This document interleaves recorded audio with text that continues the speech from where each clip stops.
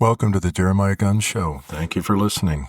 Thank you for listening. I want to hear your comments. I want to know what you're concerned about. I want to hear from you.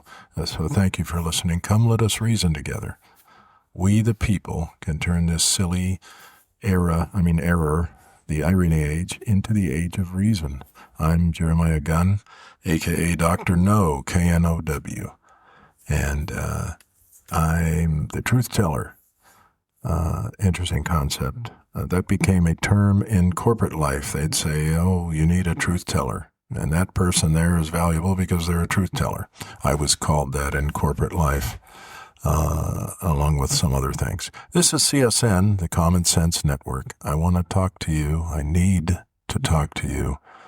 I don't even want to do this. I wish it wasn't necessary, but we've got to talk. This is CSN, the Common Sense Network, in honor of the prophet Thomas Paine and the book he wrote that birthed our nation, the book called Common Sense. Our nation, the greatest civilization in the history of woman. Greetings in the name of peace and love and truth. This program is dedicated to Prophet Charlie Kirk. Prophets, not people. That's Prophet. Welcome, and thank you for listening. I'm speaking to you from the middle of the Civil War. This podcast will be different than any you have ever heard or will hear. It will be deadly fair, open, and honest. I want to hear from you. Agree or disagree, I want you to prove me wrong. Love or hate me, whatever you want. Don't be shy, and don't say you weren't warned. That is the job of a prophet today in the benighted states of America, to comfort the afflicted and afflict the comfortable. A quick important announcement. I'm not Ben Shapiro. I'm not, where is that thing? I'm not Ben Shapiro. If I'm speaking too slowly, what we can do is you can go to settings and set your desired level of speed. Playback speed, 1.25, 1.5, 2, whatever you want. This is brought to you for your safety, security, and convenience and listening pleasure. I've been told many times that my voice is mellifluous, and I've been told it's monotonous. I don't want to put you to sleep. I'll talk as fast as I can. I don't want to put you to sleep. Unless you want that, then you can listen to it for that purpose. All I ask is that you, tomorrow and maybe on your way to work, you go ahead and listen to it real again so we can reason together. I'm the truth teller, the help desk, the answer man, giving you a chance to question authority. Ask me anything. I don't want to be called an authority. I am an undocumented expert. And I don't like the word authority because it has to do, it smacks of that logical fallacy or authoritarian, the logical fallacy that people don't really understand and misuse all the time, where they're actually saying, oh, that's an argument from authority, and they're actually, at that time, being the authority, arguing from authority on the thing they're disappointed in or disagree with. Anyway, I'm an undocumented expert. That's the best kind. No Kool-Aid. I'll never lie to you. I have no motivation. I just have an oath to tell the truth, the whole truth and nothing but the truth. This podcast will be unique in that regard, unlike anything you've ever heard before, I guarantee you. I've heard them all. I've seen them all. Every book since the late 1900s, lots of them are good. I can point you to the ones that are good, honorable people, but they're not telling the whole story the right way. I will, I promise, I care. This is not about me, it's about we, the people. Don't trust me, prove me wrong. Let's talk about today, so many things to talk about. Let's talk about stolen land. Have you heard that recently? Oh, stolen land. We're on stolen land. There's a pop star, my wife said, I don't know her name, but my wife said that she's in a $14 million palatial estate overlooking the Malibu Hills. And this is on land stolen from the Malibu Indians. And didn't Queen Kamala Queen Kamila just bought a house there for about 7 to 8 million, about half what this pop star's value of their property. Anyway, I think this pop diva should give the black, brown, or yellow some woman her house as a reparations gesture, no? I hear dogs. That means that the enemy has breached the perimeter of the compound that I'm broadcasting from in the resistance movement. So I'm going to have to go check out what this threat is. You know, the government will ban this podcast, but you can still listen right now. Amazon and the big box stores, everybody hates it when we do this, but there's nothing they can do about it. My friends roasted me for doing this, but now they're not laughing now. Anyway, so if you don't want to hear the truth, about losing 13 dress sizes in a week and a half with pink salt or anything else, don't listen. Okay, dogs are settling down for a minute. Maybe we'll continue and see what happens. Okay, let's see. So we're on stolen land. So I just wonder, and I actually wrote, how come this pop diva, I don't think she's black, brown, or yellow, or red. Those are terms we don't use anymore. They used to put it in a little Sunday school song for kids. Black and red, yellow, white. But they don't use that term anymore. So anyway, why doesn't she give up her house if she's not one of those? Why don't she give up her house to somebody? That would be very simple to do as a reparations gesture. No, she won't even go to a rally. That's ostensibly about stolen land. Well, you know what? We are on stolen land. Some of us are, anyway. Let's start with New York. On this show, you'll get fast, accurate, true history, not hysteria. And it's time to stop being ignorant and fact-check all the lies of the overseer, overlord, nanny-jers, propagandists, panderers. True history, the kind you won't find on PBS or CBS, which are 67% BS. We'll define that term BS for you. It needs to be updated now to CS. We'll talk about that later. But now back to New York. So what's the story about New York where people are throwing around the word stolen land in these rallies and things, blab shows, whatever? How do we get here? Okay. So Asians from Siberia or Asia, the experts are not sure exactly which, but it doesn't matter, same area. From the Asian and Siberian community, these people from that community walked over here, over the Bering Strait, or they took boats and followed along the coast. They didn't ride horses, as they didn't have them, till the white Hispanics brought them from that community. These migrant Asians, native Siberians, they got here from, and they filled up the place on foot from Canada to the tip of South America, Tierra del Fuego, way down there by Puerto Williams. So there are no Native Americans, not people anyway. There's maybe some animals that are native to here, but they're native Siberians if they're native to anywhere. Some call them indigenous. That seems fair. I had to look that word up because it's thrown around all the time. I want to know what it meant. Interesting concept. Find out what a word means before you throw it around left and right and center. So indigenous just means that they were the first inhabitants. But that's where it gets a little tricky. Who was on first? It's not them versus the Europeans. It's them versus each other. Canada calls them First Nations. That's disingenuous.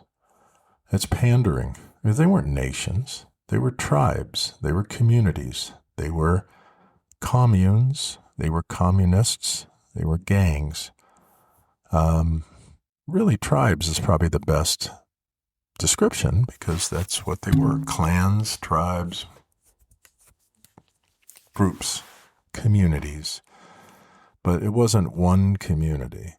So they were the first communists, perhaps, clans, but they were warring clans.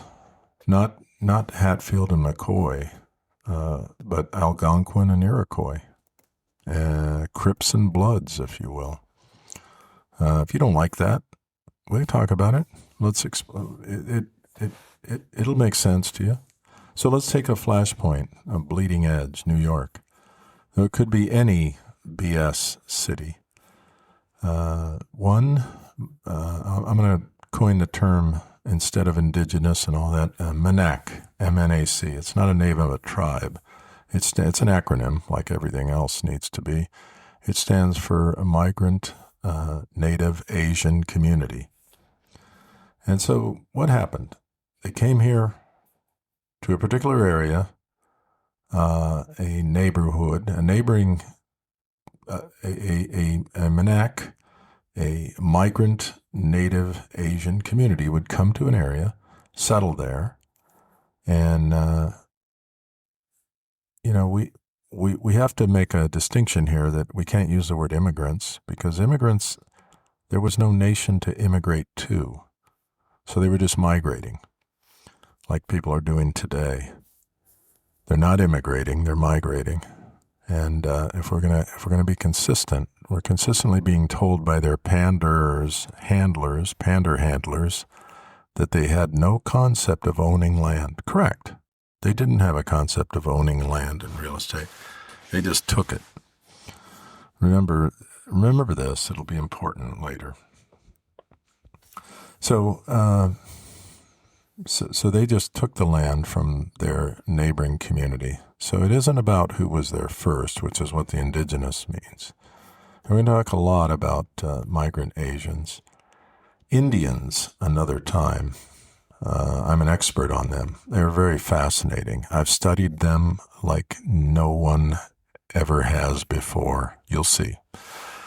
So in New York, you have these communities of native Siberians, native Asians, Manacs, migrant native Asian communities coming in and have their own name, have their own culture, their own customs, whatever. They take over an area. Someone else comes in, another neighboring community of Manacs takes it from them. And then usually another community of Manacs takes it from them.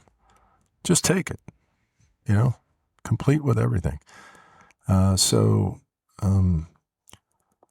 there we are. There's a situation in New York, 1600s. Now the uber commercial Dutch community came and they bought New York from whatever tribe stole it most recently and held on to it. You might find the truth to not be nice. You're okay if the truth you were force-fed about the U.S. wasn't nice, but not if it's about their subjects, the wards of the state. I believe the truth is nice. I think telling it is righteous. The brilliant prophet Thomas Sowell taught us that if you want to help people, really want to help people, you tell them the truth. If you want to help yourself, you tell them what they want to hear. So my Indian name is Truth Teller. So the Dutch community names this place that they bought. They were actually the first people ever to do a real estate transaction in this place. They did it with people that claimed today are being claimed about them that they don't believe in buying and selling land, just taking it. So the Dutch paid for it. You can argue about whether it was enough or not. That's up to the buyer and the seller. So what happened next? Dutch were living there. They put on their orange Century 17 jackets and and bought it, and they're walking around saying things like tot gedag, tot ziens, and helugig kiersfeest. And so, just as an aside, it's kind of interesting. Why orange? Why orange? You know, you know, if you follow sports at all, you'll see that the sports teams in New York, like the Knickerbockers, which is a classic Dutch name, the San Francisco Giants, the Syracuse Orangemen in basketball, college basketball, they all wear orange. That's because, and if you watch the World Cup or Olympics or whatever, the Netherlanders, the Hollanders, the Dutch will wear orange. And so that was named after William the Orange, who was a ruler of the Dutch and actually the English too at one point. So anyway, that's it. So they were someone has said not 1 square foot of any country wasn't fought over or land grabbed away. Not 1 square foot. You know, infantilizing and pandering doesn't make up for that. From Canada to Chile, okay? So the Dutch did the first sort of Euro-Asian real estate deal, and there we are. Now the farther north in Canada, probably about the same time, the French Europeans were coming and making deals with the migrant native Asian community, the Manaks, that were there, and that had stolen land from other tribes in the middle, a little earlier, in the middle of the country. The English, you see a community of English in England humans were persecuted and sought asylum in America. They actually first went to Holland, live among the Dutch, and then they settled in Virginia, and then Massachusetts after that. Some called them pilgrims and Puritans. They were asylum seekers. They were refugees. They were forced migrants. Today, they're called the religious right. Christian nationalists, colonizers, imperialists. But even though they were fleeing the king for human rights' sake. So when all of a sudden, they started getting offers to buy more and more of their land from the Manaks communities surrounding them, Wapamonak or Wapahonak or whatever you see is in that area. That had most recently taken the land that they were selling. And someone got this idea to think about, well, what are they doing with all this money that they're selling their land to us? Selling the land, no, not taking it. They weren't taking it. Oopsie, their community, the Manak community, was buying guns to kill them when ready, as soon as they'd armed up enough. So they didn't have guns until the French and Dutch and English got there. That's kind of unique. You could argue that it isn't.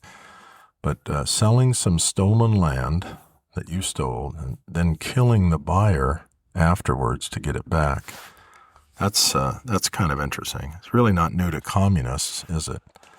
But these Manak communist communities were used to killing and taking their neighbor communities' land.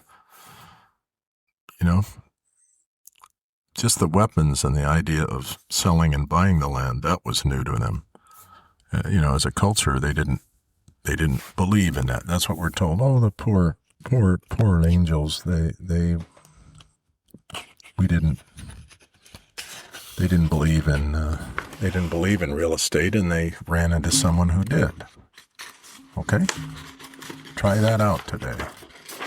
Okay, so the new community of Americans got caught in the crossfire of the community of European communities fighting for this hemisphere. The English, French, Spanish, Dutch, and even Russian communities. And some would throw Vikings in there from Norwegian areas. So the French and English forced the refugee American community to take sides. And they forced the Manaks to take sides. So this was called the 7 Years' War. the same Monac communities. Some sided with the French, some with the English.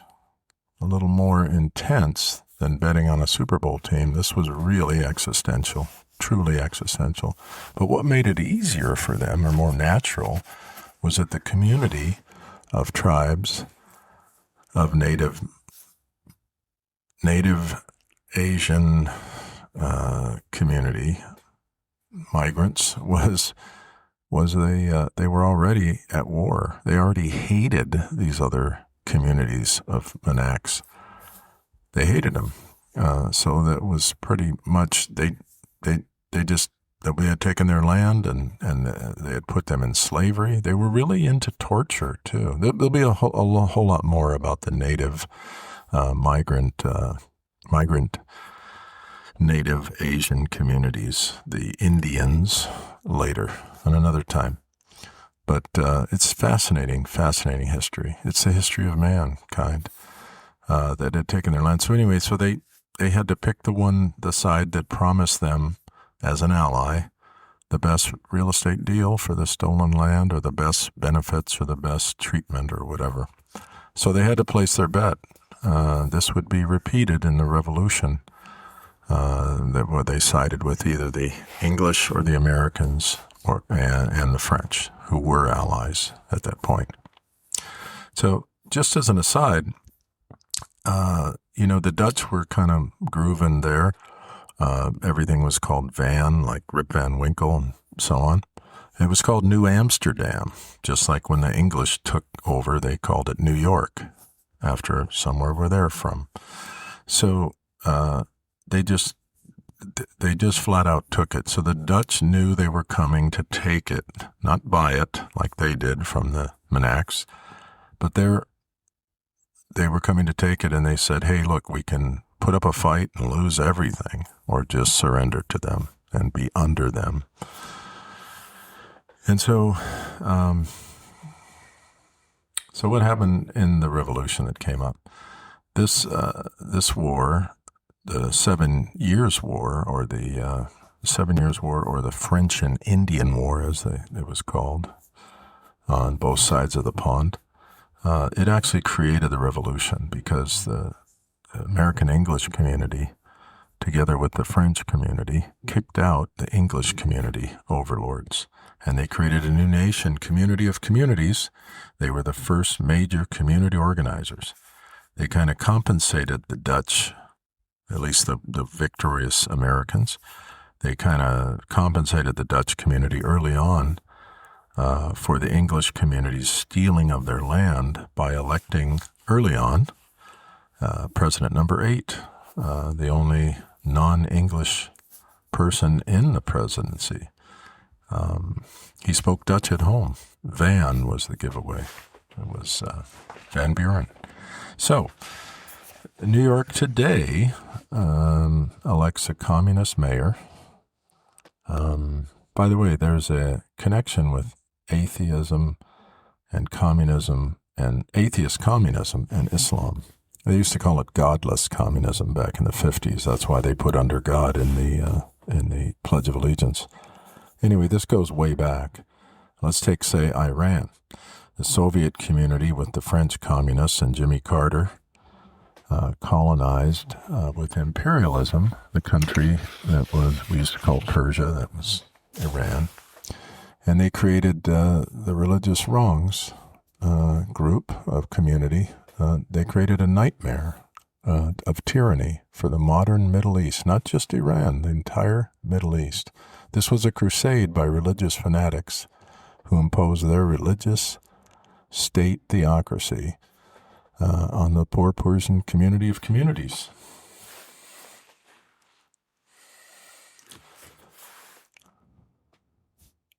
So we'll stop right there and pick it up next time with Stolen Land, Part 2.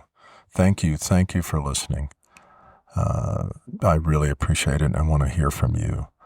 I want to talk about things nobody's talking about with you, and find out how you feel about it. Prove me wrong if you can. Until next time, go in peace, love, and truth.